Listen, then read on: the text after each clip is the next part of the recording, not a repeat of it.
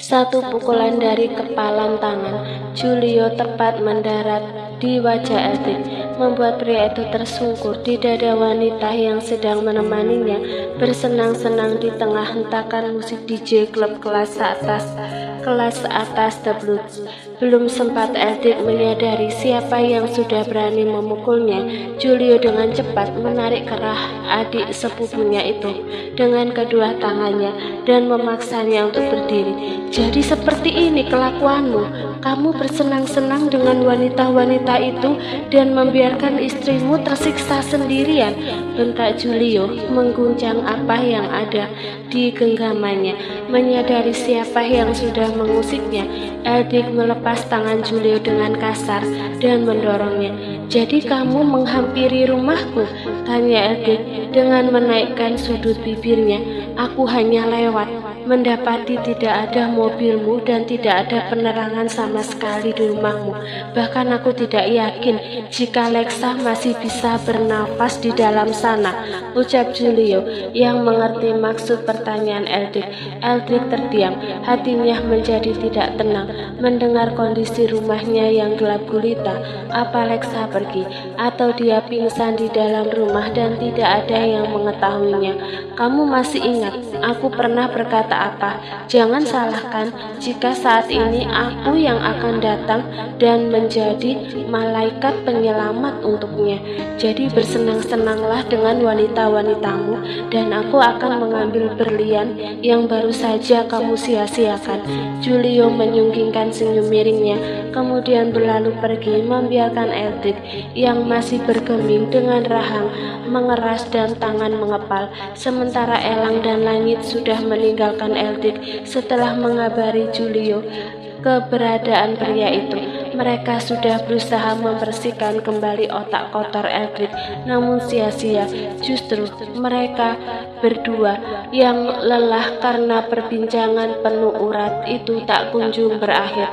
Julio, panggil Eldrik yang akhirnya mengejar Julio sampai di tempat parkir. Julio, aku bilang berhenti.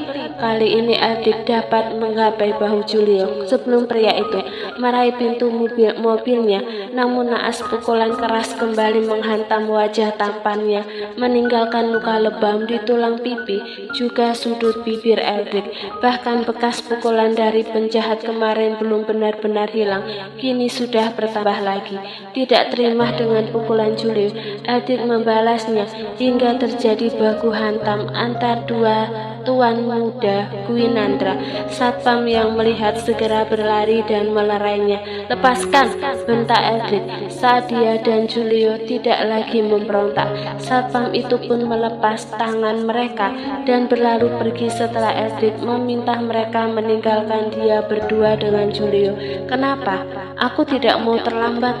Aku takut sesuatu terjadi dengan Lexa. Sebuah sindiran sekaligus kenyataan, karena nyatanya Julio benar-benar mengkhawatirkan Lexa. Apa yang kamu tahu tentang Deon? Julio terdiam sejenak dan melihat sekitar. Belum lagi suara hujan dan gemuruh. Tidak nyaman jika berbicara dalam keadaan seperti itu. Akhirnya Julio memberi kode untuk melanjutkan pembicaraan mereka di dalam mobil. Dia menceritakan bagaimana Lexa menghidupi Deon dan membiayai biaya rumah sakit sendiri. Julio juga menceritakan bagaimana hancurnya Lexa ketika dokter memvonis umur Deon yang tidak akan lama. Kamu tahu apa yang Lexa minta padaku saat perjalanan pulang tadi pagi? Tanya Julio, membuat Eldrik yang sedari tadi menatap kosong ke depan beralih memandang kakak sepupunya yang benar-benar menampilkan wajah seriusnya. Dia memohon padaku untuk membawanya bersama Deon pergi jika kamu marah dan tidak mempercayainya. Lanjutnya, lalu kamu akan melakukannya? Tanya Eldrik datar. Ada rasa sakit karena Lexa sudah dapat memprediksikan bahwa sang suami akan pergi. Lebih sakit lagi orang yang diminta bantuan adalah Julio, mantan calon suaminya. Kenapa tidak? Bukankah ini kesempatan emas untukku? Julio menaikkan satu alisnya menanti jawaban Eldrik selanjutnya. Jangan harap, ucap Edik penuh penekanan. Jangan menemuinya karena aku yang akan pulang. Dia kini sudah mantap akan tindakannya dan secara tidak langsung mengakui bahwa dirinya memang salah telah meninggalkan Lexa begitu saja. Lalu, tentang Yurah yang mengatakan jika anaknya diculik ketika bayi. Kamu bodoh jika percaya begitu saja dengan perkataan wanita iblis itu. Dia yang telah menceritakan banyak fitnah ke mama hingga akhirnya pernikahanku batal karena ulahnya dan mama membenci Lexa. Sampai saat ini Edik dapat melihat kepalan tangan dan rahang Julio mengeras dengan mata menerawang jauh ke sana. Dia hanya bisa menghela nafas hampa merutuki sikapnya. Hampir saja dia mengkhianati pernikahannya dengan melampiaskan kemarahannya dengan wanita-wanita yang biasa menemaninya di ranjang dulu. Terima kasih, ucap Edik lirih namun tulus. Ada rasa penyesalan di hati Julio. Seharusnya dia tidak menjelaskan apa-apa dan membiarkan Edik berpacu dengan pikiran kotornya.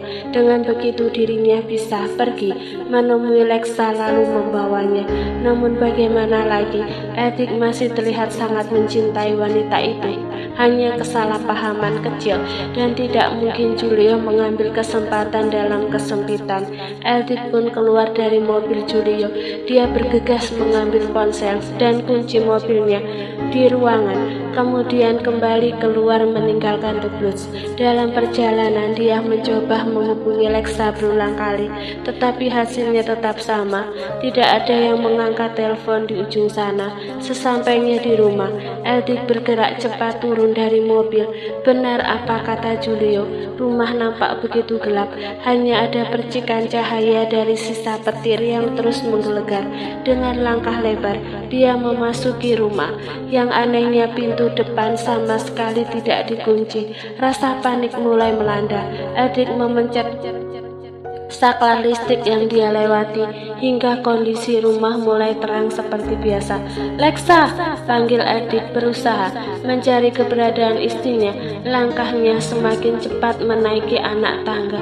Lexa, Edik masuk ke kamarnya. Kini ruangan sudah terlihat rapi.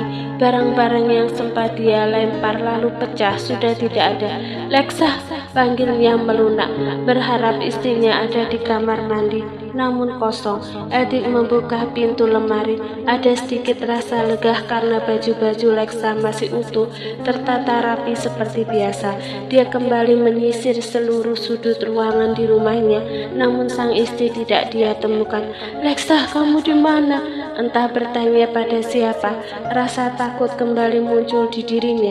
Segera dia kembali keluar menuju mobilnya dan meninggalkan pelataran rumah minimalisnya yang kini sudah terang benderang.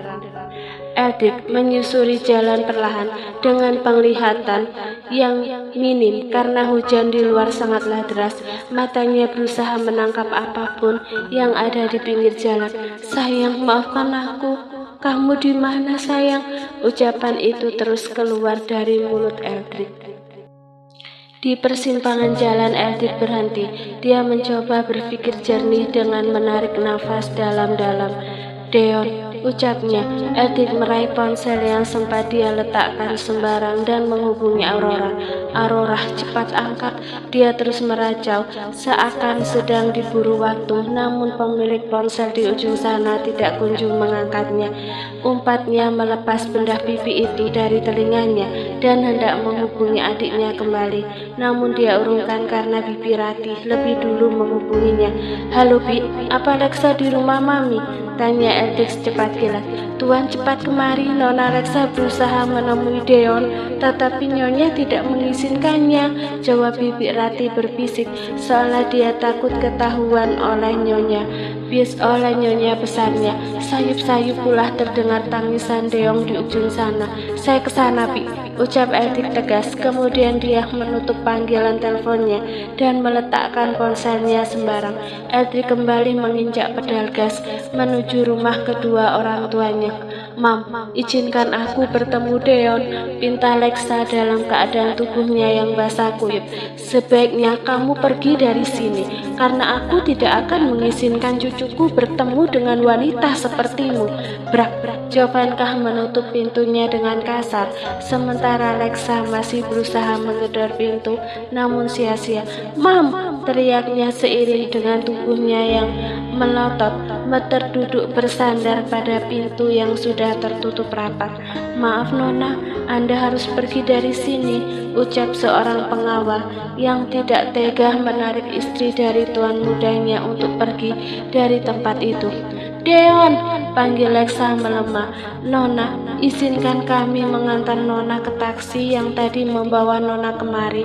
Lexa menengadah. Sikap pengawal itu berbeda jika nyonya besarnya tidak ada. Dia kemudian mengusap wajahnya dan menerima bantuan tangan pengawal yang membantunya berdiri. Pengawal itu juga mengantar dan melindungi nonanya dari derasnya air hujan dengan payung.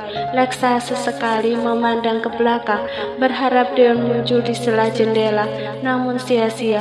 Dia datang sama sekali tidak melihat Deon, hanya mendapat caci maki dari ibu mertuanya. Lexa berlalu dengan taksi yang setia menunggu pelanggannya. Selisih 1 detik, Eldik berhenti di depan pengawal tadi dan membuka jendela kaca, membiarkan cipratan hujan masuk ke dalam kabin. Apa Lexa ada di sini? Tanya Eldik dengan berteriak berpacu dengan suara keras air. Hujan bercampur guntur dan menggelegar, seolah-olah mewakili hati wanita bernama Alexandrina Jordan Helios. Nona baru saja pergi menggunakan taksi itu, Tuan, jawab pengawal menunjuk ke belakang taksi yang kemudian menghilang di tikungan kawasan elit rumah megah itu. Tanpa basa-basi, Eldik mengendalikan laju mobilnya, mengejar taksi yang dikatakan ada Lexa di dalamnya. Sementara pengawal itu meraih ponsel yang terselip di saku jasnya, menghubungi seseorang. Malam asisten Tito, ucap pengawal itu yang ternyata adalah salah satu orang suruhan kakek Anggoro. Bagaimana? Apa Nona Lexa masih di sana? Tidak, Nona sudah pergi menggunakan taksi, namun Tuan Eldik sudah mengejarnya. Baguslah, terus awasi Nona kita, jangan sampai dia terluka. Jika Tuan Eldik kembali meninggalkan Nona Lexa, Tuan Anggoro sudah memerintahkan kita untuk membawa Nona ke rumah besar. Baik, di ujung sana rupanya kakek Anggoro sedang bersama asisten Tito menunggu informasi terbaru dari orang suruhannya yang ditugaskan menjaga Lexa, cucu dari sahabatnya, pemilik setengah dari seluruh aset milik Gwinanda Corp. Tuan, Nona. Iya, aku sudah mendengar. Tugas kakek Anggoro memotong laporan yang akan asistennya utarakan. Mereka kini sedang berada di ruang baca yang menjadi kantor pribadi kakek Anggoro selama puluhan tahun. Asisten Tito berdiri di depan meja menunduk penuh hormat, sementara Anggoro duduk dengan wibawanya di kursi kerja miliknya. Jika keadaan Lexa sedikit membaik, besok panggil Eldik menemuiku. Baik Tuan, aku akan ambil alih The Blood lebih cepat dari jadwal. Eldik harus mengelola anak perusahaan terbesar Gwinandra. Jika dia tidak mau, maka Lexa akan kupaksa mengelolanya, ucap Anggoro, begitu yakin akan keputusannya itu. Tuan, apa itu tidak menimbulkan kontroversi? Asisten Tito memberanikan diri menatap tuan besarnya. Pertanyaan asisten Tito cukup berdasar. Masih ada Julio, yaitu cucu tertua Gwinandra, namun dia lupa jika prestasi Eldik lebih mumpuni, mengingat dulu Eldik sempat memegang perusahaan saat Julio belum kembali ke Indonesia. Saat itu Eldik sering memenangkan tender besar hingga akhirnya menyerahkan tanggung jawabnya pada Julio demi menghindari perebutan kekuasaan, lalu menjadikan The Blood sebagai alasan supaya tidak lagi ada pertanyaan dari orang-orang terdekatnya. Apapun keputusanku, tidak ada yang dapat menentang sekalipun menimbulkan kontroversi antar saudara, tutur Anggoro tanpa bantahan. Entah kenapa instingku mengatakan jika Franz akan segera kembali, lanjut Anggoro yang kini sedang menatap foto gadis remaja yang tidak lain adalah Lexa. Sebelum menghilang, Franz pernah memberikan foto itu dan meminta sahabat dari mendiang ayahnya untuk melindungi Lexa. Sayangnya dia tidak memenuhi permohonan Franz karena Anggoro tidak dapat menemukan Lexa yang ternyata sudah merubah penampilannya secara ekstrim. Franz, ayah Lexa, memiliki track record yang cukup menyeramkan dengan berurusan dengan bos mafia Italia. Itu sebabnya hidupnya selalu dikejar-kejar oleh orang-orang kejam dari masa lalunya sebelum dia menikah dengan Adele dan memiliki anak perempuan satu-satunya. Belum lagi perjanjian konyol dirinya di masa lalu yang membuat orang-orang kejam itu mencari Lexa hingga saat ini. Anggoro mengetahui semua. Itu sebabnya setelah menemukan Lexa, dia bertanggung jawab penuh melindungi wanita itu bagaimanapun caranya. Di tengah derasnya hujan ibu kota, Edric mengurangi kecepatan mobilnya. Dia memilih jaga jarak dan terus mengikuti taksi yang ditumpangi Lexa hingga kendaraan umum itu masuk ke halaman rumah yang tidak lain adalah rumah Lexa dulu. Rasa penasaran Edric semakin membesar karena yang dia tahu ibunya sudah bercerai dan tidak tinggal di rumah itu lagi. Lalu, untuk apa Lexa ke sana? Edric memilih memarkirkan mobilnya di seberang jalan, lalu diam-diam masuk ke pelataran rumah tanpa menggunakan payung, membiarkan air hujan menghujami tubuh kekarnya, membuat cetakan otot di balik kemeja hitamnya terlihat jelas. Setelah melihat Lexa masuk ke dalam rumah yang sepertinya tanpa mengetuk pintu, Edric menemui sopir taksi untuk memintanya pulang. Tidak lupa dia memberi uang lebih pada supir taksi itu. Setelah urusan dengan supir taksi selesai, Edric melebarkan langkah kakinya. Namun saat dia mencoba mengintip di balik pintu, dia tidak langsung mendapati Lexa di sana, membuat Edric memberanikan diri masuk ke dalam. Tetesan air dari baju yang dia kenakan dibiarkan membasahi lantai rumah itu. Jalannya mengendap-endap, berharap kehadirannya tidak diketahui oleh siapapun di sana. Sungguh dia hanya ingin mengetahui apa yang istrinya lakukan di sana. "Hei, ini bukan rumahmu lagi," teriakan dari ruang tengah yang tidak lain adalah suara Yura membawa kaki Edric untuk mendekat dengan hati-hati. Dan kini dia dapat melihat Lexa juga mantan kakak tirinya sedang saling berdiri berhadapan melalui sela buffet yang menjadi penengah ruangan, berdiam dan menyaksikan menjadi pilihan Edric saat ini.